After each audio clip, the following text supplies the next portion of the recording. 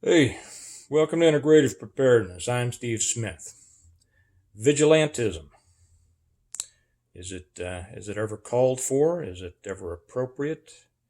If so, when? That's what I want to talk about today for a few minutes. We've seen in recent months an increase in violence from so-called, well, so-called, from people who claim that they are interested in justice and against fascism in all its forms, which is pretty much anybody with whom they disagree.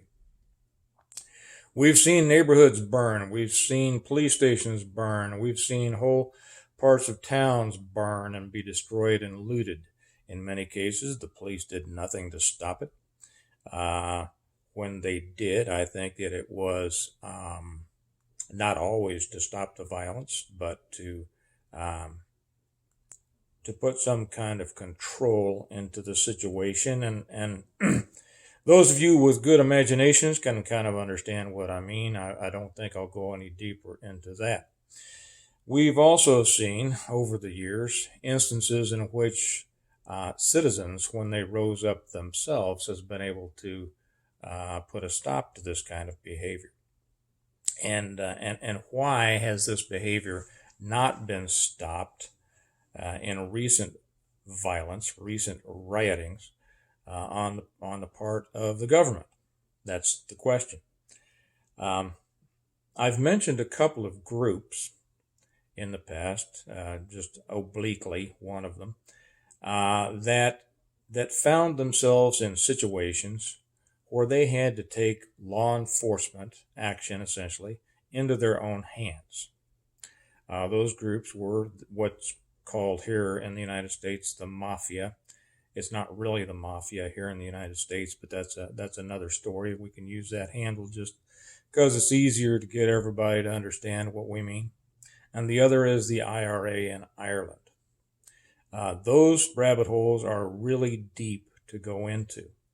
And I've had people ask me to go into more detail, and maybe I will over on Patreon. It's something that I've thought a great deal about. I've struggled with exactly how much to say, but I think I am going to, because their lessons apply more and more as we see what's happening to our country in both of their situations. And I would suggest here too to anybody who immediately, and I don't say this with any rancor at all, because the media is responsible for much of what people know, and most people don't take the time or the effort or have the personal contacts to go down and understand much beneath the surface. But for any of you who immediately kind of bristle when I mention the mafia or the IRA, I suggest that you do a little bit of studying on it. I'll be talking about it more over on Patreon as time goes by, but study it and realize that just as you are misled about many things here in our country by the media and by the government, you are also misled about those things. And when you find the truth, now I'm not going to say that every bit of it is good. It's not. It's like any kind of situation. There are parts of each with which I disagree, but look into it for yourself so that you have an understanding. Because what those groups have done in the past has great bearing on what may be happening here in our country very soon. I'm going to put up a. I'll back up. Excuse me for backing up. Um, Many of you know that I was in law enforcement for quite a while. This has been a long time ago, and I did many years undercover, both local and with federal task and strike forces. They call them strike force, task force, depending on who's doing it.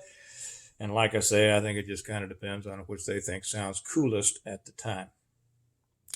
I left, and that had to do mainly with narcotics and later organized crime. I left when I came to be convinced myself as a result of my own personal experience that our government had no desire to stop drugs. In fact, they had a vested interest in ensuring that the drug problem in our country increased.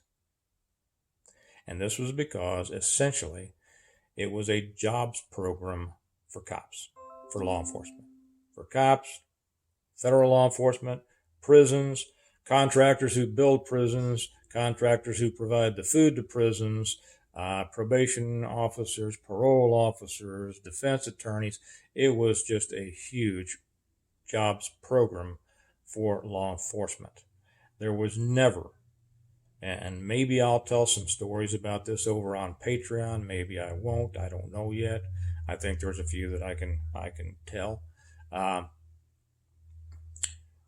there was never an interest, let alone a determination, to solve the drug problem here in the United States. Well, these two groups that I've mentioned, the Mafia and the IRA, Mafia here in the United States, IRA in Ireland, both understood how devastating drugs were to their communities, to their own people. And they kept them out. And they did what it took. Yeah, they worked outside the system. They essentially had to, because the government, the normal system, was doing nothing to enforce laws that they should have.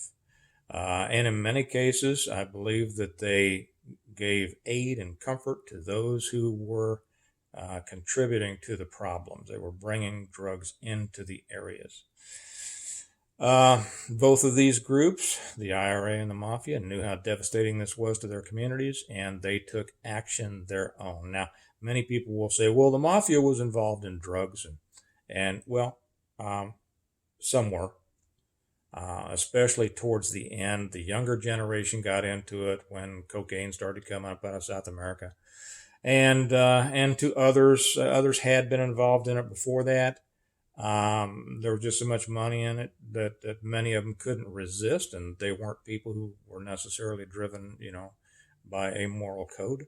But for the most part, most did not. And if somebody was found dealing drugs, there was action taken.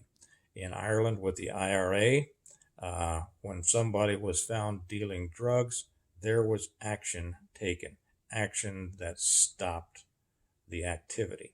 And when people realize that they're going to be dealt with if they go out and color outside the lines, they have a tendency not to color outside the lines. And if they do, everybody knows why whatever happened. Okay. I'm going to put up, as a matter of fact, I've already put up over on the Patreon site, and I put the link down here. I put on an excellent documentary about the IRA and their efforts against drugs in their communities, and those efforts have been extremely successful. I put over there on the squib, when I looked at this, I had some fond memories. I was in Derry. I spent time in Derry. This is back in the 90s. I know a lot of the places that you'll see if you go there, if you watch this documentary. I think it was put up by Vice. I remember a lot of the places I've been there. I know a lot of the people. They're good people. They had to take steps to ensure that their communities were not poisoned by the drugs that are poisoning our society, because our government has no interest in stopping it. And this progresses to other things.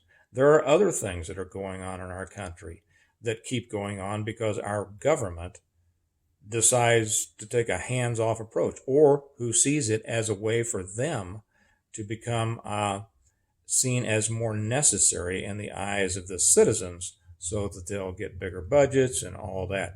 Over in Ireland, it was the first time that I heard the term securocrat. And what it means is these are bureaucrats who make their living and get their power from keeping the population in constant fear of some boogeyman that they could have easily dealt with, but if they dealt with them, they wouldn't have the fear with which to control the people. And that's essentially what we're happening here. It's happened with the drugs. It's happened with these riots. And if the government didn't want it to happen, it wouldn't happen. It's just that simple. I've put up several over just to let you all know. I've put up several other videos over on Patreon. I struggled for quite a while to decide what I wanted to put on Patreon and what I wanted to put on. Also put on YouTube, and I've just now finally understood how I want to do that. There's a great many things that I want to put up over there that I won't be putting up here on YouTube. So to give you an idea, just to let you know, in case you're interested, in the last couple of weeks I've put up videos on vehicle guns, 2 guns for the city, why I carry 2 guns, and why I carry cross draw. Preparing and surviving the mafia way. Best fire lay. You guys, if you're having trouble getting your fire started, the way that always works and the way that I think is best. And today, when vigilantism becomes necessary. This is a question that we're going to have to deal with as things get rougher and rougher. Remember the riots back out in California over the Rodney King situation?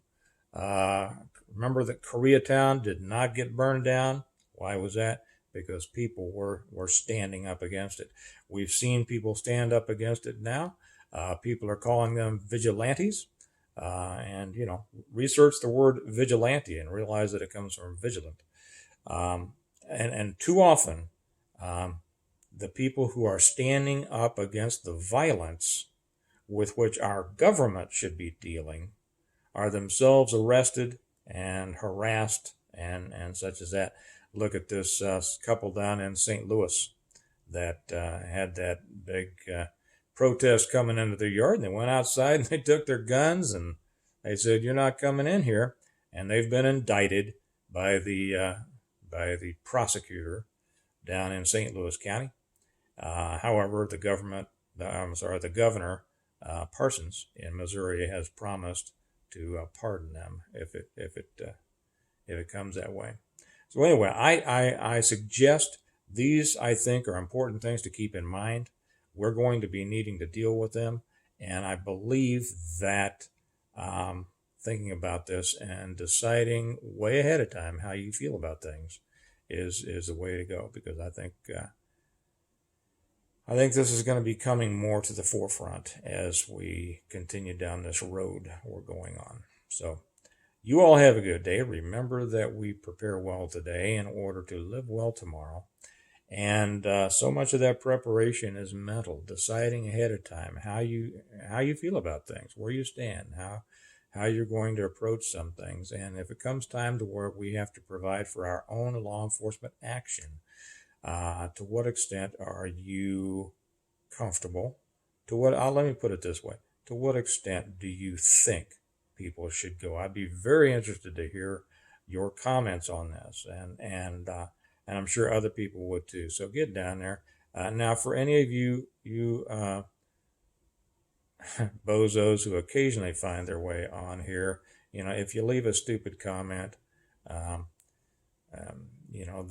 that's attacking the people here or whatever, I just delete you. I don't leave it up so that people can argue with you, because you're not worth the time, because we have got a bunch of good people here, and I'm interested in hearing the opinions on all of those good people. So let me hear from you. I can't wait to see what you all think. You all have a good day. I'll talk to you later. Bye-bye.